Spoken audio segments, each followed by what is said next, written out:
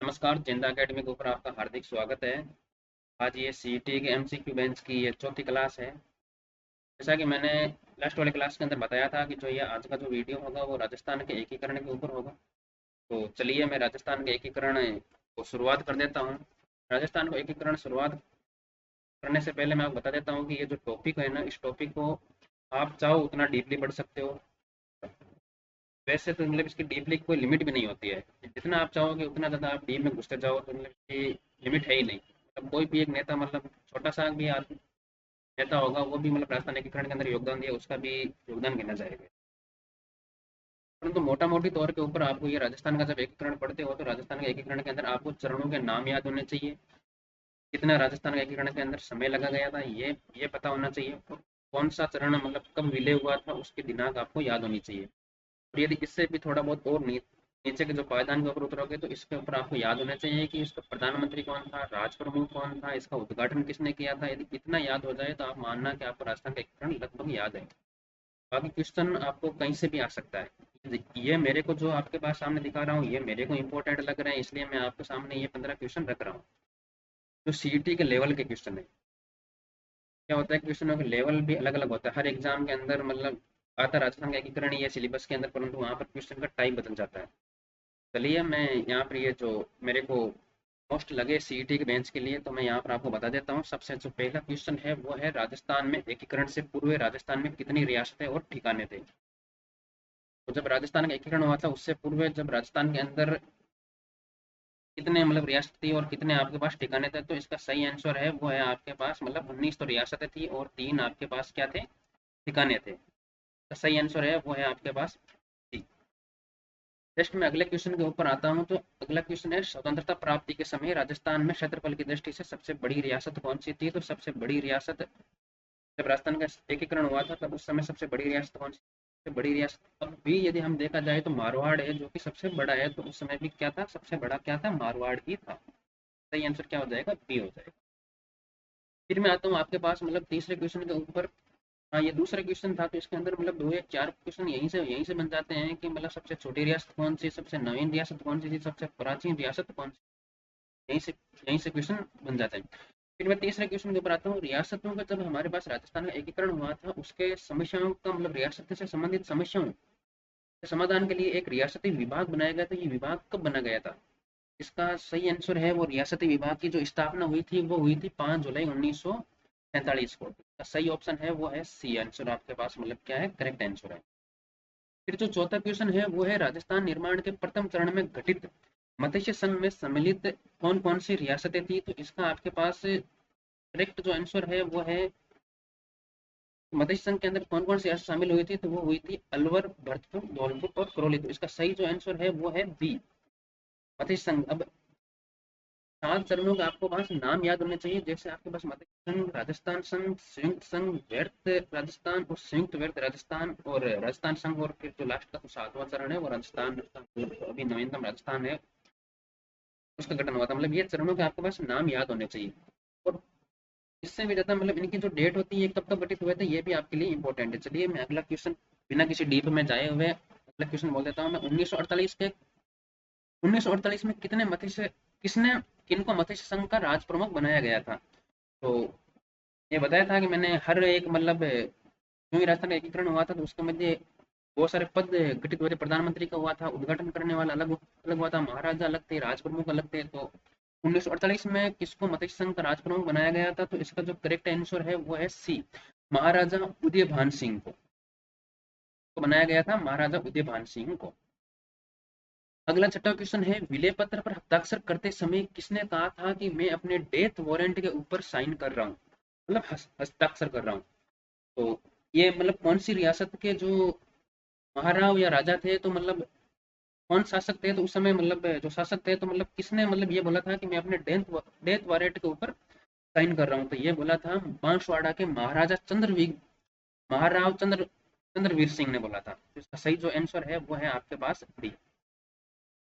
फिर आता है क्वेश्चन नंबर 7 जो है, 7वां है, राजस्थान निर्माण में तृतीय चरण संयुक्त राजस्थान द्वितीय या फिर संयुक्त राजस्थान द्वितीय जिसका नाम था, तो मैं राज्य की राजधानी किसको बनाई गई थी। इसका जो सही आंसर कौन सा है? राजस्थान निर्माण में तृतीय चरण में संयुक्त राज्य की द्वितीय में राज्य की राजधानी बनाई गई थी, किसको बनाई गई थी? संयुक्त में उसको उदयपुर बनाई गई थी। सही आंसर है वो है डी। फिर आपके पास आठवां क्वेश्चन मुझे जहां तक लगता है धुंधला दिखाई दे रहा है, फिर मैं बोल देता हूँ एक बार के लिए। व्यर्थ राजस्थान का उद्घाटन 30 मार्च 1949 को किसके द्वारा किया गया था? 30 मार्च 1949 को जब व्यर्थ राजस्थान बना था तो उसका जो उद्घाटन हुआ था वो किसके द्वारा किया गया था? तो उस समय जब उद्घाटन किया गया था उसका सही आंसर है वल्लभ भाई पटेल के द्वारा। करेक्ट आंसर है वल्लभ भाई पटेल के द्वारा। ये जो मैं क्वेश्चन ले रहा हूँ ये कहीं ना किसी एग्जाम के अंदर आए हुए क्वेश्चन है, और जो क्वेश्चन आए हुए होते हैं वो इम्पोर्टेंट होते हैं। और पिछले जितने भी एग्जाम हुए उसमें आपने देखा होगा कि जितने आए हुए क्वेश्चन है उन्हीं का वापस रिपीट हो सकता है। हो सकता है इनमें से मतलब कोई क्वेश्चन आपके मतलब सीईटी के अंदर दो या दो क्वेश्चन आ जाए, हालांकि राजस्थान के करंट से एक या दो क्वेश्चन ही आएंगे। हो सकता है इनमें से एक क्वेश्चन यहाँ से आ जाए इन 15 क्वेश्चनों में से। एक बार पीडीएफ देखने में लगता भी क्या है आपको। फिर आपके पास नंबर क्वेश्चन ले रहा हूँ, तो नंबर क्वेश्चन है मत्स्य संघ का राजस्थान में कब विलय हुआ था? राजस्थान में कब मत्स्य संघ कब विलय हुआ था? तो इसका जो सही आंसर है वो है 30 मार्च 1949 को राजस्थान के अंदर इसका सही विलय हो गया था। फिर आपके पास मतलब 10वां क्वेश्चन है कि टाटगढ़ को राजस्थान में कब सम्मिलित किया गया था? तो टाटगढ़ को जो राजस्थान में सम्मिलित किया गया था वो सम्मिलित किया गया था 1956 ईस्वी के अंदर। ये भी अच्छा क्वेश्चन है, ये सीटी के लेवल का क्वेश्चन है। अटपटा क्वेश्चन है ना, कि मतलब जो एक लाइनर और डेट पूछ लेते हैं वो अटपटे क्वेश्चन होते हैं। जैसे ऊपर वाला भी एक मतलब 9वां क्वेश्चन भी सीटी के लेवल का ही है। फिर आता है 11वां क्वेश्चन, सिरोही का राजस्थान में विलय कब हुआ था? सिरोही का राजस्थान में विलय कब हुआ था? अच्छा क्वेश्चन है ये। सही है 30 मार्च 1949 को, या 29 नवंबर 1949 को, या 26 जनवरी 1950 को, या फिर 1 नवंबर 1956 को। तो इसका जो करेक्ट आंसर है वो है 26 जनवरी 1950 को सिरोही का राजस्थान के अंदर क्या हो गया था? विलय हो गया था। फिर 12वां जो क्वेश्चन आया था वो था राजस्थान की रियासतों के एकीकरण के समय जोधपुर राज्य का महाराजा कौन था? जोधपुर राज्य का महाराजा कौन था उस समय जब राजस्थान की रियासतों का एकीकरण हो रहा था? तो उस समय जो महाराजा था वो था हनुमंत हनुमंत सिंह। इन्होंने ये इसलिए भी मतलब यादगार के रूप में है कि इन्होंने कहा था कि मैं जोधपुर को एक अलग ही रियासत के रूप में रखूंगा, ना मैं पाकिस्तान में जाऊंगा और ना ही मैं भारत में आऊंगा। फिर ये कैसे समझे, ये तब वल्लभ भाई पटेल ही जानते हैं। राजस्थान के राजनीतिक एकीकरण की प्रक्रिया में कुल कितना समय लगा था?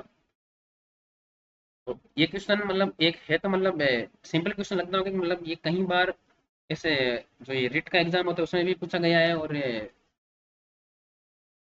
कई मतलब बड़े बड़े एग्जाम होते हैं जैसे हाई लेवल के, जैसे प्रोफेसर वाले हुए हैं, मतलब उनके अंदर भी ये कहीं ना कहीं डाल देते हैं ये क्वेश्चन। क्योंकि इनके अंदर जो ऑप्शन बनाए गए थे वो भी आपके पास, अभी इसकी बनावट देखोगे आप, देखो ऑप्शन की बनावट देखो आप, 7 वर्ष 8 माह 15 दिन, इसी को वापस रिपीट कर दिया, मतलब 8 वर्ष। अब की बार जो 8 माह था, अब की बार 8 वर्ष बना दिया, 7 माह और 14 दिन। फिर 5 वर्ष 8 माह 12 दिन, इनमें तो कोई आप मतलब क्या चूक नहीं हो गए। मतलब डी था आपके पास, ऑप्शन था 8 वर्ष 5 माह 15 दिन में से। तो करेक्ट आंसर है वो है 8 वर्ष 7 माह और 14 दिन आपके राजस्थान के एकीकरण के अंदर लगे थे। इसका सही आंसर है बी।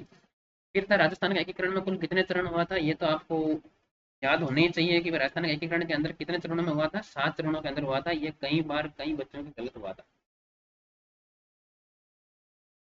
फिर आपके पास 15 मतलब जब एग्जाम देते हैं तो मुझे मैंने बहुत सारे स्टूडेंटों से मतलब बात की थी, मेरे दोस्त भी हैं, उन्होंने मतलब ये सातवां मतलब सात सात चरण में होता है, ये भी आपने गलत कर दिया था, बताओ।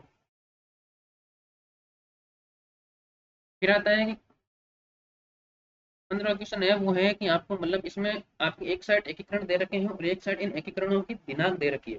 तो देखना है कि कौन सा ट्रू है, मतलब कौन कौन सा ट्रू है और कौन सा फॉल्स है। हमारे को जो बताना है वो बताना है कि कौन सा सम्मिलित नहीं है, मतलब कौन सा इनमें से गलत है। तो तृतीय चरण आपको भी पता है कि मतलब 18 अप्रैल 1948 को हुआ था, बिल्कुल भी ये सही बात है। ये क्या हो गया, ये सही है। ये ऑप्शन है चतुर्थ चरण है जो 30 मार्च 1948 को हुआ था, ये बिल्कुल भी गलत है। पांचवा चरण आपके पास मतलब 15 मई 1949 को हुआ था, बिल्कुल भी सही है। छठा चरण आपको 26 जनवरी 1950 को हुआ था, बिल्कुल भी ये भी सही है। परंतु ये 30 मार्च 1949 को हुआ था, तो ये आपके पास कौन सा ऑप्शन हो गया सही?